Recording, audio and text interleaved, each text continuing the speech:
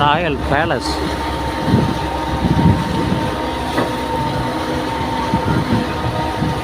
வெளியிலேருந்தே நாங்கள் அதை உள்ளே போய் சுற்றிட்டு வந்தோம். இதுக்குள்ளே ஹோட்டலும் இருக்குது போல இருக்குது. இந்த முத்ரா ஃபோர்ட் நாங்கள் உள்ளே போயிட்டு வந்தோம். இப்போ ஷிப்பில் போயிட்டுருக்கோம். நிறையா போகிறாங்க. ரோயிங் போட்ஸ் வச்சுருக்காங்க. தனியாலாம் ரோயிங் ஓட்டுறாங்க, தெரிஞ்சவங்களாம் ஓட்டுறாங்க.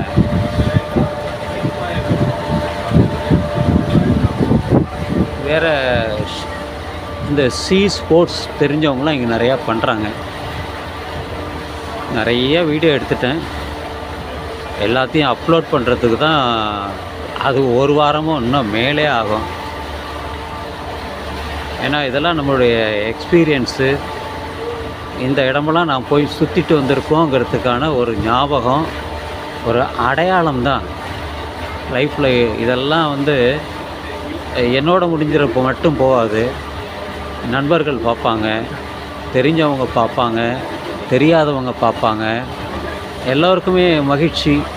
நம்மளும் போகணுமே அப்படிங்கிற ஒரு ஆர்வம், ஒரு விருப்பம் அப்படி இருக்கும். அதனால தான் நான் சிதம்பரம் கொள்ளிடம்னு ஒரு யூடியூப்பை கிரியேட் பண்ணி அது கிட்டத்தட்ட ஒரு 6000க்கும் மேலே ஷார்ட்ஸும் இருக்குது, லாங் வீடியோஸும் இருக்குது. நிறையா பண்ணியிருக்கேன். அது ஒரு ஹாபி தான். சில நேரங்களில் கோவிலுக்கு சென்று அதை வீடியோ எடுக்கிறது, பல இடங்களுக்கு ஞாபகமாக தான் இருக்கும் இதெல்லாம். அதனால தான் நான் எங்கே போனாலும் வீடியோ எடுக்கிறது எனக்கு ஒரு பழக்கமாக இருக்குது.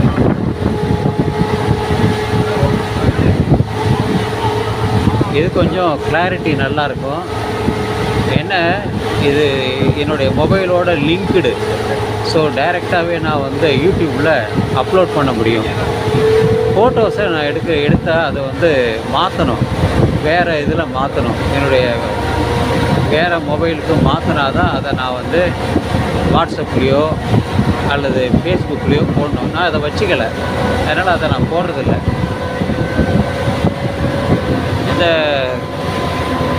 இது போல் மோட்டரைஸ்டு போட்டு, இது ஸ்பீடு போட்டு தான். என்ன ஸ்பீடு வேணாலும் போகலாம். ஆனால் சேஃப்டியை கருதி ஓரளவுக்கு தான் அவங்க அது. அந்த இயக்குறவர் ஒரு பங்களாதேஷி நிற்கிறாரு. அவர் ஒரு மலையாளி, ஆனால் இங்கே தான் இருக்கிறார். அவர் நிற்கிறாரு, அவர் தான் மலையாளி. அவர் பேர் பிஜு சொன்னார், எனக்கு சரியாக ஞாபகம் இல்லை.